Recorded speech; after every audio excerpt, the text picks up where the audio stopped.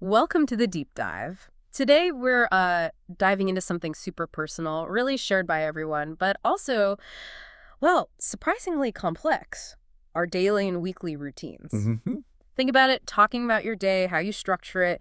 That's got to be one of the most common and I think important conversations you have Yeah. in any language, really. Absolutely. It's not just, ticking off tasks. It's about expressing the rhythm of your life, Yeah, the little choices, the bigger stuff, even those curveballs life throws. exactly. So our mission in this deep dive is basically to give you a shortcut to getting really good at that conversation. Right. We've sifted through quite a bit of material, articles, notes, you name it, looking for the most useful words and phrases. The idea is to give you the tools to, well, paint a vivid picture of your own day and also really get it when others share theirs. Yeah, it's about connecting, not just talking. Precisely. So get ready because we're going to cover, well, pretty much everything from those quiet, maybe slightly reluctant moments of waking up. Oh, yeah, the snooze button battle. Huh, exactly. Hitting snooze multiple times, all the way through the workday buzz, family chores, maybe even some interesting neighbor interactions. And those tech fails that drive us Oh, crazy. for sure. You might actually be surprised at how much insight we can pull from just the everyday stuff. So let's unpack this. Okay, where we start. Right, let's kick off where most days begin waking up. Those morning rituals. We all know the basics. I wake up, I turn off my alarm, I get up. Simple enough. But like you said, the details are where it gets interesting. Our sources highlighted this one thing lots of people mentioned, pressing the snooze button 5 times every morning before I turn off the alarm and get up. Guilty. I definitely do that sometimes. It's such a relatable little detail, isn't it? It really is. It's like a little linguistic handshake. Mentioning something specific like that, the 5 snooze thing, it just draws people in. It's not just a habit. It opens the door to talking about, I don't know, time management, maybe. Yeah. Yeah. Or just being human. So, okay, you finally drag yourself out of bed. Then it's often having a cup of coffee and making breakfast. Right. But even in the same house, routines can differ quite a bit. Hmm. We saw examples like this. My children like to have a shower after they have breakfast, but I like to have a shower before I get dressed. That's a great example. Using those sequencing words before, after is so important for making your routine clear, especially if it's different from someone else's. Avoids confusion about the order of things. Exactly. And that personal choice extends to getting ready too. I comb my hair versus my wife brushes her long hair. Small difference, but it paints a picture. It makes you think, how do you usually talk about doing your hair? And then there are the essentials, right? The non-negotiables. It is important to brush your teeth, and for some, put makeup on. Foundational stuff for describing the start of the day. Okay, so we've got the morning sort of nailed down. Now let's talk about how things shift. Moving from work or school back to home life in the evenings. Yeah, that transition. Our sources often mention things like, after I have finished work, I go home to cook dinner. And sometimes that's a specific role. In my house, I usually make dinner. That's a big part of the evening rhythm for many people. Preparing food, maybe sharing it. Definitely. The family meal came up a lot. The family eat dinner together at 7:30 p.m., that shared time. And after dinner, it seems to be a mix of winding down and, well, more responsibilities. Right. We saw things like, after dinner, I make sure that my children do their homework, which I'm sure many listeners can relate to, Oh, yeah. before maybe getting to chill out on the sofa and watch television. And even then, people get specific. On television, I usually watch the news. And this is where those little household dynamics pop up again. We found this quite funny and probably universal detail. My wife usually comes to tell me to take the rubbish out or wash the dishes. Huh. Yes, the gentle or maybe not so gentle reminders. Classic. Totally. And the kids have their jobs too, apparently. Things like our children feed the dog and the cat before they go to bed. And being reminded, as the source said, to go to the bathroom too.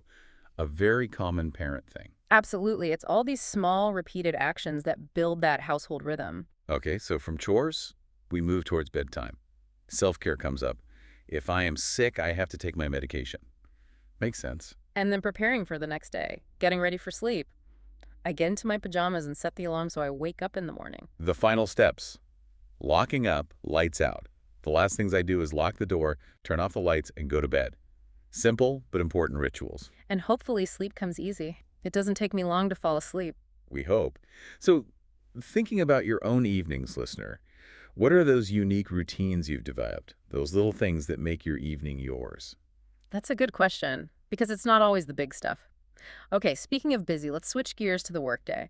That has its own whole set of routines. Right. A typical start might be I go to work at 8:45 a.m. every morning. I usually drive to work. Pretty standard. And then boom, technology. I always check my emails when I get to work. But I don't always reply to them immediately. Email triage, a modern-day He's skill. definitely still working on that one. And notice the adverbs there, always, usually, sometimes, never. Tiny words, huge impact on describing how often something happens. Makes the routine much clearer. Good point. And getting around for work stuff like meetings, the choices people make are interesting. They are. We saw this example. I take a taxi or a train if I have a lunch meeting. I never take the bus because it's too slow. See? That tells you something about priorities, maybe the city they live in and why they make that choice. Adds depth. Right, and back at the desk, it's often computer work. When I'm at my desk, I usually work on the computer, even during morning tea. Then the main break. At 1 p.m., most days I have lunch. Standard rhythm. But here's where the social bit comes in, which I found interesting. At 3 p.m., we have afternoon tea, and that is when we usually talk and eat cake. Afternoon tea and cake. Nice. That shows those informal connections at work, right? Describing that adds real color. It does. And on the practical side, organization kept coming up. The need to file your papers and organize your files so that you can find them again. Seems obvious, but clearly important. Crucial for actually getting things done. And then there's communication. People mention, when I work, I have to make telephone calls. Standard stuff. And for bigger things, I ask my secretary to organize a meeting. Or, needing to report upwards, reporting to my boss monthly, often involving writing something up. These are all common pieces of the professional puzzle. Using these specific terms, organize a meeting, report to my boss, makes you sound like you know the ropes. Exactly. And for students, the routine might seem simpler, but it still follows a clear path. I go to school, I have classes, I eat lunch, I finish school at 3, I go home, I do my homework. Very linear. Yeah, straightforward steps. Easy to describe using simple time markers. Okay, so beyond the 9 to 5, or school hours, what about other personal daily habits? Fitness came up. Right. Like, I exercise at least 3 times a week, and flexibility is key. Before work, but sometimes I go after work. Fitting it in whenever you can uses those before-after words again. And it connects to overall well-being. We also saw mentions of mental wellness practices. I meditate every morning so that I feel less stressed during the day. That's a big one now. Proactive stress management, not just reacting. So think about your own day. Do these work or school routines sound familiar? Do you have specific habits for, say, managing stress? How do you talk about them? Good questions. Okay, let's zoom out now. Look at the weekly picture, those bigger rhythms, and maybe some of the unpredictable stuff too. Right. Household errands are a big weekly marker. I go grocery shopping once a week at the local supermarket, a very common anchor point in the week. Definitely. A staple task. And often it's a team effort. My family does the housework together every Saturday morning, sharing the load. And then there's laundry. Seems like a weekend job for many. Yeah. I usually do the washing on Sunday morning, and when the machine is finished, I hang the clothes out to dry. These are those recurring threads, right? The things that happen pretty much every week. Describing them grounds your routine. It's not just chores. There's community, social life.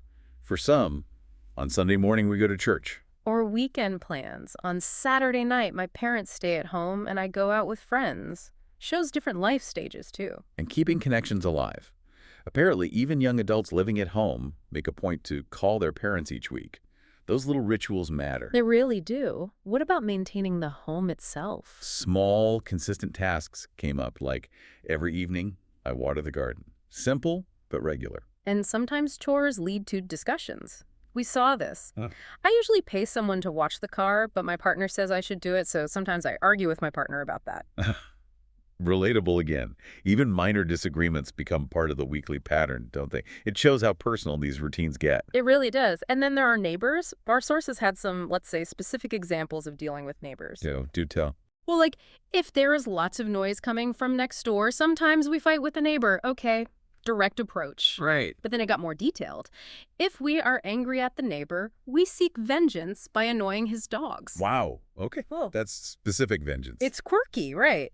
But it shows how adding personal anecdotes, even slightly unusual ones, can make talking about your routine way more engaging than just a boring list. That's a fantastic point. It's not all just ticking boxes. It's the frustrations, the funny bits, the weird neighbor stories. That's real life. Exactly. Other personal things came up too, like professional appearance. I work in an important office, so I have to shine my shoes each day.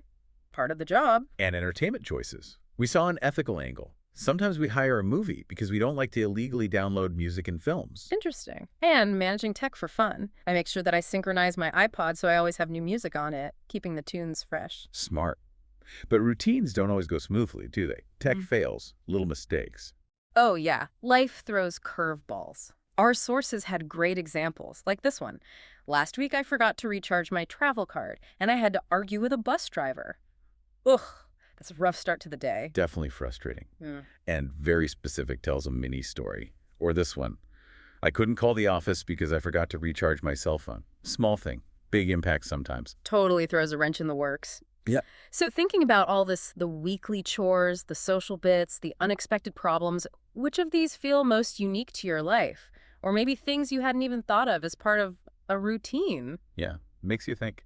Wow, okay, we've covered a lot of ground there. From the moment the alarm goes off, maybe gets snoozed. Multiple times. Right. To Sunday chores, work meetings, neighborly feuds. You should now have a pretty solid toolkit of words and phrases to talk about your world. And hopefully you see it's not just about having the right vocabulary. It's really about connection, sharing the fabric of your life with others. Yeah, and it also helps you see the patterns in your own life, right? What makes your story unique. Exactly. And one key thing we saw, specific details matter. Like the 5 snoozes, or annoying the neighbor's dog maybe, not just I get up or I have neighbors. Those unique bits, they spark real conversation. Absolutely. So here's something to think about. Considering all these routines, big and small, that fill our days, is there one tiny, maybe seemingly insignificant routine you could add or change that might actually have a surprisingly big impact on your mood, your productivity, whatever? Interesting question. What does your daily rhythm actually say about you? And what do you want it to say? Good point. We really encourage you to listen, like really listen when people talk about their routines, and practice describing your own.